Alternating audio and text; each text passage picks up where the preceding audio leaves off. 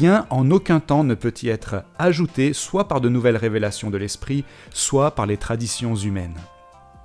Alors attention, quand on dit l'écriture seule, ça ne veut pas dire qu'on n'a pas besoin de pasteurs, de théologiens ou de livres autres que la Bible.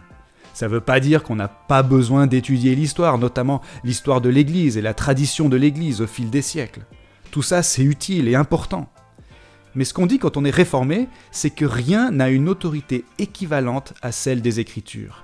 Rien d'autre n'est infaillible à part les Écritures. Toute autre source de connaissance, si utile soit-elle, est subordonnée aux Écritures. Et c'est pour cette raison que toutes les confessions de foi réformées historiques, comme la nôtre, c'est-à-dire la confession de foi de Westminster, se déclarent elles-mêmes comme subordonnées à l'autorité suprême des Écritures.